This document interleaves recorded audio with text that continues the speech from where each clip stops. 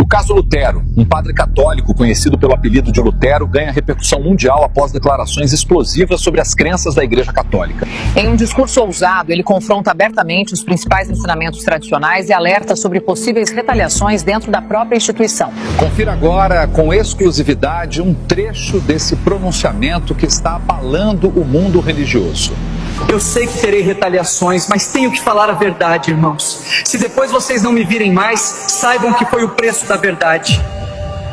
Está na hora da Igreja Católica corrigir seus erros doutrinários e reconhecer que grande parte do que é imposto sobre nós é a pura verdade. Dizemos, como defesa, que não praticamos a idolatria, apenas veneramos imagens, mas essa não é a verdade. Nos curvamos e falamos com estátuas e imagens, sim. Ensinamos a mediação através dos santos apóstolos e santos canonizados, quando a Bíblia nos diz que só há um mediador entre Deus e os homens, Jesus. Leiam 1 Timóteo 2, versículo 5. Nosso maior erro é não orientar vocês a lerem e estudarem as Escrituras. Não existem pessoas no céu, e sim no paraíso, lugar de espera, e não há comunicação entre nós e quem está lá. Como eles poderão nos ouvir? Leiam Lucas 16, do versículo 19 ao 31. O próprio Senhor Jesus nos fala sobre o que acontece com os que morrem e onde estão. Nem mesmo Maria está no céu. Ela não subiu o assunto aos céus como ensinamos. Isso é invencionice. As Escrituras não relatam isso. Ela está no paraíso. O Evangelho de São João, capítulo 3, versículo 13, afirma que ninguém subiu ao céu, a não ser o que desceu, que foi o Senhor Jesus Cristo. Maria não pode rogar por nós, nem agora, nem na hora de nossa morte. Primeiro, que a onisciência é um atributo de Deus. Ela não poderia nem sequer ouvir as orações. Irmãos, Maria é bem-aventurada por ter sido o canal que trouxe o Salvador ao mundo, mas isso não faz dela uma deusa. Ela é mãe da parte humana de Jesus. Jesus já era o Filho de Deus antes da fundação do mundo. Leiam Colossenses 1, 17. Maria se iguala aos demais homens e mulheres de Deus. A idolatria consiste no ato de adorar ídolos, sejam imagens, pessoas ou coisas, como se fossem divindades, crendo que têm poderes. Quando as pessoas se ajoelham em frente a uma imagem e conversam com ela, fazendo votos e pedindo milagres, isso é idolatria pura.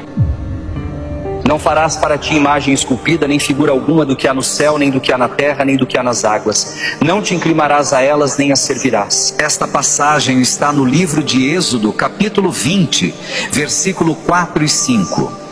Nós defendemos fazer imagem dos santos porque Deus mandou fazer a serpente e os querubins, mas Ele não mandou ficar de joelhos e pedir algo à imagem. Não somente isso, a serpente e o querubim foram liberados por Deus para um propósito, mas onde está escrito que Ele mandou fazer imagens de santos?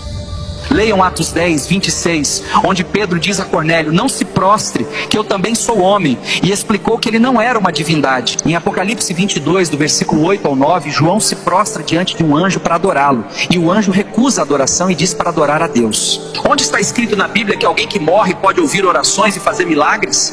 Está na hora de acordar, irmãos. Isso já foi longe demais. Mas você diz: eu fiz um voto e fiquei curado. Leiam 2 Coríntios 11, 14. O diabo pode agir até como anjo de luz para enganar as pessoas. Apocalipse 13, versículo 13, fala sobre grandes sinais, de maneira que até fogo faz descer do céu à terra, à vista dos homens, para enganar. Temos milhares de santos supostamente milagreiros, que temos como alternativas para buscar bênçãos e milagres, e Jesus fica apenas como mais um. Hoje eu entendo que o objetivo do pai da mentira, que é o diabo, é colocar coisas e pessoas no lugar de Jesus, para que ele seja completamente substituído. Hoje cada cidade tem um padroeiro, e padroeiro significa protetor. Onde está na Bíblia que pessoas que morreram podem proteger ninguém, gente? Temos um santo para cada problema, de santo oculista a santo casamenteiro. Para tudo tem um santo. Que diferença há das religiões pagãs que tinham vários deuses, como o Egito? Aí vem o mais absurdo: colocamos Maria como advogada, medianeira e mãe de Deus. Isso é heresia e blasfêmia, irmãos. Leiam a Bíblia. Temos um advogado para com o Pai, Jesus Cristo, o justo. Não é Maria, é Jesus. Você pode confirmar isto na primeira epístola de João, capítulo 2, versículo 1. Quem intercede por nós, e com gemidos inexprimíveis, é o Espírito Santo de Deus. Leia Romanos 8, versículo 26. E sobre Maria ser mãe de Deus, seria o primeiro caso onde o filho é mais velho que a mãe. Antes de houvesse mundo, ele já era. Com relação à salvação, não brinquem. Só Cristo é o caminho, a verdade e a vida. Leiam João 14, versículo 6.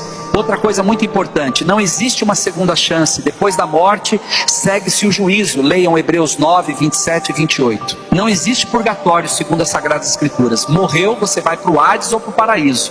Nossa reza não ajuda em nada de quem morreu. Rezas ou orações devem ser pelos vivos. Leiam Efésios 6, 18. Não é bíblico orar por mortos ou se dirigir em oração a outro que não seja o Pai, o Filho ou o Espírito Santo. Da mesma forma, acender velas ou fazer preces e missas para quem morreu não vai mudar nada no julgamento de Deus. Ore pelos vivos. O batismo de crianças que não têm consciência de fé e arrependimento é um erro também. O batismo sempre foi para conversão e arrependimento de pecados. Além disso, o batismo deve ser por imersão e não por aspersão, conforme está escrito em Romanos 6, versículo 4. É sepultado na água e ressurge. Segundo as Escrituras e o exemplo de Jesus, as crianças devem ser apresentadas a Deus. E quando tiverem idade para entender e crer, poderão ser batizadas. Possivelmente serei excomungado e tentarão impedir que essa verdade se propague. Não acreditem em mim, mas sim nas Sagradas Escrituras. Pesquisem, meditem profundamente. As Escrituras são um instrumento da verdade cristã. Ou acreditamos em sua totalidade, ou nossa fé é vã. E conhecereis a verdade vos libertará. E se, pois o Filho vos libertar, verdadeiramente serás livre. João 8, 32 e 36. Se você quer ver mais sobre o caso Lutero, deixe nos comentários "Eu quero a parte 2". Curta, salve esse vídeo, compartilhe com outras pessoas e nos siga para mais.